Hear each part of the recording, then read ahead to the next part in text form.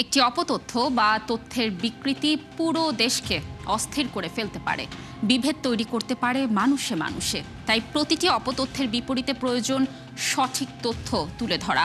আর সেই কাজটি করতে এসেছি, আপনাদের সাথে আছি আমি কানিজ লাবণী। আমন্ত্রণ জানাচ্ছি রিউমার চেক নিয়ে ৭১-এর নিয়মিত আয়োজন ফেক নিউজ স্ক্যানারে। আজ আমাদের সাথে আছেন প্রধান উপদেষ্টার উপপ্রেস সচিব আবুল কালাম আজাদ মজুমদার। আলোচনায় যাবার আগে একটি প্রতিবেদন দেখে নিতে চাই, যাতে আলাপের সুবিধা হয়। বিএনপির সাথে আলোচনা করে নাকি সরকার গঠন করতে চায় জামায়াত, এমন গুজব এখন প্রায় সবগুলো সামাজিক যোগাযোগ মাধ্যমে ছড়িয়ে পড়েছে। শুধু তাই না, বিএনপির এক নেতার দীর্ঘ বক্তব্য থেকে ৬ সেকেন্ড কেটে ফেসবুকে ছড়িয়ে দিয়ে দাবি করা হয়েছে তিনি নাকি বলেছেন ধানের শীষে ভোট দিলেই নাকি জান্নাত, অথচ এমন মন্তব্যই তিনি করেননি। দর্শক, চলুন ফ্যাক্ট চেকটি দেখে নেই। বিএনপির সাথে আলোচনা করে সরকার গঠন করতে চায় জামায়াত, ঠিক এমন একটি শিরোনামে দৈনিক আমার দেশের ডিজাইনের একটি ভুয়া ফটোকার্ড ছড়িয়ে পড়েছে সামাজিক যোগাযোগ মাধ্যমে। ফেসবুকে ৫ শতাধিক মানুষ আবার প্রতিক্রিয়াও জানিয়েছেন পোস্টটিতে। তবে অনুসন্ধান করে জানা গেল এমন কোনো মন্তব্য জামায়াতের আমির করেননি এবং আমার দেশও এমন কোনো প্রতিবেদন প্রকাশ করেনি। আমার দেশের প্রচলিত ফটোকার্ড নকল করে এই মিথ্যা ছড়ানো হয়েছে। নামাজ রোজা হজে নয়, বরং ধানের শীষে ভোট দিলেই মিলবে জান্নাত, এমন সংবেদনশীল বক্তব্যের একটি ভুয়া ভিডিও ক্লিপ ছড়িয়ে পড়েছে সামাজিক যোগাযোগ মাধ্যমে। ৬ সেকেন্ডের ভিডিও ক্লিপটি কুমিল্লার নাঙ্গলকোট উপজেলা বিএনপি নেতা মিয়া মোহাম্মদ ইদ্রিসের দীর্ঘ বক্তব্যের একটি খণ্ডিত অংশ। মুহূর্তেই ভাইরাল হওয়া ভিডিওটি শুধু ১২ লক্ষাধিক ভিউই অতিক্রম করেনি, শেয়ারও করেছেন প্রায় ১১,০০০-এর বেশি পেজ থেকে। তবে বিশ্লেষণ করে দেখা গেল বক্তব্যটি ধানের শীষ নিয়ে ছিলই না। ফেসবুকে বক্তব্যের আগে পরের এই অংশগুলো কেটে প্রচার করে গুজব ছড়ানো হয়েছে। এদিকে ওয়েস্ট ইন্ডিজের সাবেক ক্রিকেটার ক্রিস গেইল আইপিএল থেকে মুস্তাফিজের বাদ পড়ার ইস্যুতে মন্তব্য করেছেন, এমন দাবিতে একটি ভিডিও ছড়িয়ে পড়েছে ইউটিউব ও টিকটকে। তবে যাচাই করে জানা গেল দাবিটি মিথ্যা। ক্রিস গেইল মুস্তাফিজের আইপিএল থেকে বাদ পড়ার ইস্যুতে কোনো মন্তব্যই করেননি। ক্রিস গেইলের ফেসবুক পেজে গত বছরের ২৬ নভেম্বর প্রকাশিত ভিন্ন ঘটনার একটি ভিডিওকে এই মিথ্যা দাবিতে প্রচার করা হয়েছে। দর্শক, আজকের অপতথ্যগুলোর ধরন বিশ্লেষণ করে দেখা যাচ্ছে সংবেদনশীল ক্যাপশনের উপর ভর করে এই গুজবগুলো ছড়িয়ে যাচ্ছে সামাজিক যোগাযোগ মাধ্যমে। মিথ্যা তথ্যগুলোকে বিশ্বাসযোগ্য করতে যেমন নকল করা হচ্ছে গণমাধ্যমগুলোর ফটোকার্ড, তেমনি পুরনো বক্তব্যের ভিডিওকে খণ্ডিত করে ছড়িয়ে দেওয়া হচ্ছে গুজব ছড়ানোর উদ্দেশ্যে। এই বাস্তবতায় সামাজিক যোগাযোগ মাধ্যম নয়, বরং গণমাধ্যমের খবরগুলোতেই আস্থা রাখার পরামর্শ বিশেষজ্ঞদের। কানিজ লাবণী, ৭১ টেলিভিশন। দর্শক, আমরা প্রতিবেদনটি দেখছিলাম। এই বিষয় নিয়ে আমরা কথা বলবো। আজ আমাদের সাথে রয়েছেন প্রধান উপদেষ্টার উপপ্রেস সচিব আবুল কালাম আজাদ মজুমদার। আবুল কালাম আজাদ মজুমদার, নিশ্চয়ই শুনতে পাচ্ছেন আমাকে? আপনাকে স্বাগত ৭১ টেলিভিশনে। জি, ধন্যবাদ আপনাকে। আমরা একটি প্রতিবেদন দেখছিলাম এবং প্রতিবেদনে আমরা যেমনটি দেখলাম যে বিভিন্ন ধরনের গুজব আসলে ছড়ানো হচ্ছে, রাজনৈতিক বিষয় থেকে শুরু করে বিভিন্ন বিষয় নিয়েই। নির্বাচনের বাকি বলতে গেলে খুব কম সময় রয়েছে। এরকম একটি সময়ে যে আমরা দেখছি গুজব যে হারে ছড়াচ্ছে, সেক্ষেত্রে দল আর প্রার্থীদেরও টার্গেট করা হচ্ছে বিভিন্নভাবে। আপনি বিষয়টিকে কেমনভাবে দেখছেন, বা এটা কতটুকু ঝুঁকির কারণ হতে পারে নির্বাচনের জন্য? না, আপনি ঠিকই বলেছেন। এটা তো অবশ্যই অনেক ঝুঁকির এবং এটা খুবই আনফরচুনেট।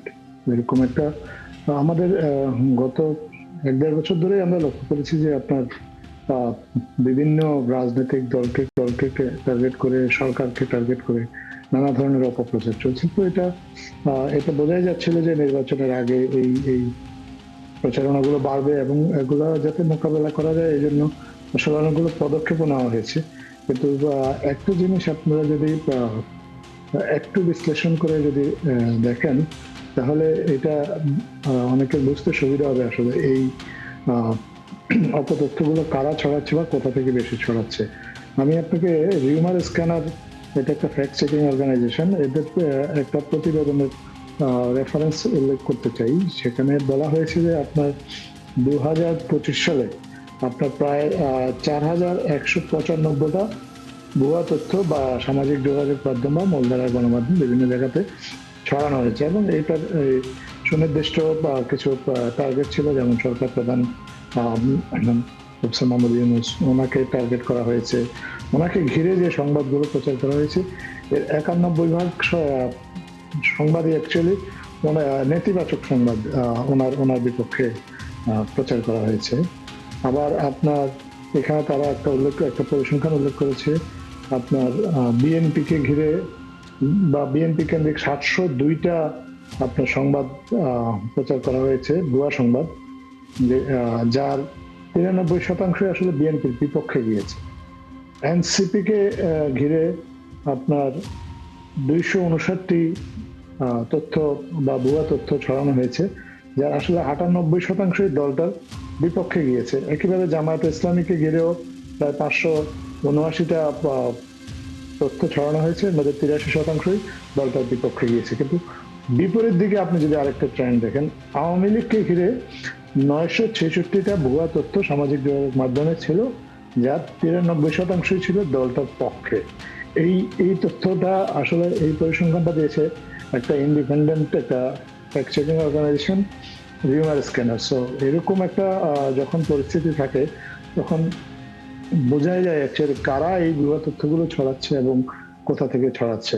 এবং এখানে মোটামুটি সরকার প্রধান বা বাংলাদেশে এই মুহূর্তে এই নির্বাচনে অংশগ্রহণ করছে প্রধান প্রধান যে রাজনৈতিক দলগুলো, প্রত্যেকেই আসলে এই এক ধরনের অপপ্রচারের শিকার হয়েছেন, বা তাদেরকে ঘিরে যে ফেসবুকে যে সংবাদগুলো, ভুয়া সংবাদগুলো আছে, এগুলোর আপনার প্রায় 90%, প্রত্যেকের ক্ষেত্রে 90% বেশি সংবাদ হচ্ছে এই এদের বিপক্ষে নেতিবাচক প্রচারণা।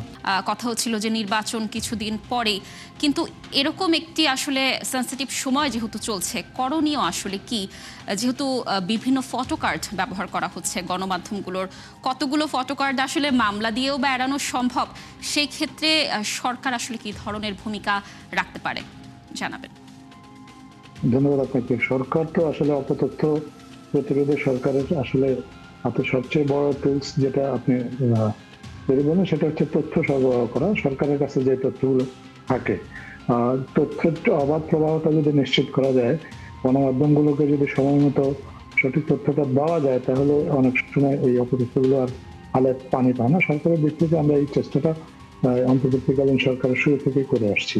পাশাপাশি আমরা গণমাধ্যমগুলোর সাথে নিয়মিত যোগাযোগ রাখি, তাদের সাথে তথ্য আদান প্রদান করি, এবং আপনার যদি কোনো অপতথ্য বা ভুল তথ্য আমরা দেখি, সেগুলো আমাদের নিজস্ব প্ল্যাটফর্মে আছে বা সরকারেরও একাধিক প্ল্যাটফর্ম আছে যেখানে এগুলো আপনার ডিবাঙ্ক করা হয়।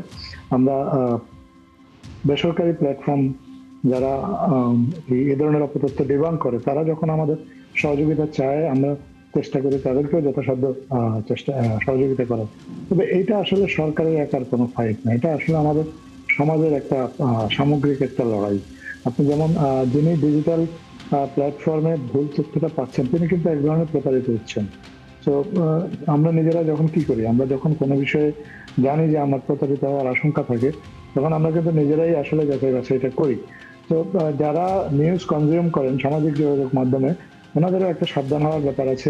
যেসব সাইটগুলো থেকে নিয়মিতভাবে অপতথ্য বা গুজব ছড়ানো হয়, সেগুলোকে যদি ওনারা শনাক্ত করতে পারেন এবং বর্জন করতে পারেন, তাহলে এই সমস্যা থেকে তারা নিজেরা কিছুটা মুক্ত হতে পারে এবং সমাজও এটা থেকে কিছুটা উপকৃত হতে পারে। কারণ কোনো সাইট যদি আসলে অপতথ্য ছড়িয়ে যদি কোনো ট্র্যাকশন না পায়, তাহলে পরবর্তীতে এই কাজে তার উৎসাহটা সেই অর্থে থাকে না। এটা একটা দিক আছে, সচেতনতা বৃদ্ধির একটা বিষয় আছে। আবার গণমাধ্যমগুলোর ভূমিকাও আমরা সচরাচর বলে আসছি। এটার একটা বড় কারণ হচ্ছে যে এই অপতথ্যের কারণে গণমাধ্যমগুলো কিন্তু আসলে অনেক বড় ক্ষতির সম্মুখীন হয়। তাদের লোগো ব্যবহার করে যখন তাদের কোনো ফটোকার্ড করা হয় এবং ভুয়া তথ্য ছড়িয়ে দেওয়া হয়, অনেক মানুষেরা বিশ্বাস করে, এবং পরবর্তীতে যখন তারা জানতে পারে যে সংবাদটি আসলে সত্য নয়, তখন ওই পার্টিকুলার গণমাধ্যমের বিশ্বাসযোগ্যতাটাই প্রশ্নের মুখে পড়ে। তো নিজের ক্রেডিবিলিটি ধরে রাখার জন্য হলেও গণমাধ্যমগুলোকে এই বিষয়ে সতর্ক থাকা উচিত, তাদের নিজস্ব দর্শক পাঠক যারা আছে বা শ্রোতা তাদেরকে সতর্ক করা উচিত। এটা অ্যাকচুয়ালি কালেকটিভ একটা এফোর্ট। সরকারকে তো অবশ্যই চেষ্টা করতে হবে, আমাদের নাগরিকদেরকেও চেষ্টা করতে হবে, পাশাপাশি আমাদের গণমাধ্যমকেও একটু দায়িত্বশীল এবং সক্রিয় ভূমিকা পালন করতে হবে। তাহলেই আসলে আমরা মনে করি যে এই অপশক্তি বা এই যে এই ক্ষতিকারক দিকটা, এটা থেকে আমাদের সমাজকে আমরা কিছুটা হলেও মুক্ত রাখতে পারবো। আবুল কালাম আজাদ মজুমদার, অসংখ্য ধন্যবাদ আপনাকে আমাদের সাথে যুক্ত হওয়ার জন্য ৭১ টেলিভিশন। এবং আমরাও আশা করছি নিশ্চয়ই এই অপপ্রচার বা গুজব যেগুলো রয়েছে সেগুলোর মাত্রা কিছুটা হলেও কমে আসবে এবং যারা সাধারণ মানুষ রয়েছে তারাও কিছুটা সচেতন হবে। ধন্যবাদ ৭১ টেলিভিশনে যুক্ত হওয়ার জন্য। ধন্যবাদ। দর্শক, এতক্ষণ আমাদের সাথে আলোচনায় ছিলেন প্রধান উপদেষ্টার উপপ্রেস সচিব আবুল কালাম আজাদ মজুমদার। দর্শক, আপনারা আছেন ফ্যাক্ট চেক নিয়ে ৭১-এর নিয়মিত আয়োজন ফেক নিউজ স্ক্যানারে। প্রতিদিন আমরা রিউমার দূর করতে হাজির হব ঠিক একই সময়ে একইভাবে। আপনারাও যুক্ত হতে পারেন। যে কোনো খবর যদি আপনাকে সংশয়ে ফেলে সেটির একটি স্ক্রিনশট আমাদেরকে মেল করতে পারেন fns.71tv@gmail.com অথবা ফেসবুকে যোগাযোগ করুন www.facebook.com/fake-news-scanner। আমরা সেই তথ্যের ফ্যাক্ট চেক করে আপনাদের জানাবো। চটকদার শিরোনাম দেখে ক্লিক করবেন না। বিশ্বাস আর প্রতিক্রিয়া জানানোর আগে ফ্যাক্ট চেক করুন। থাকুন ৭১-এর সাথে।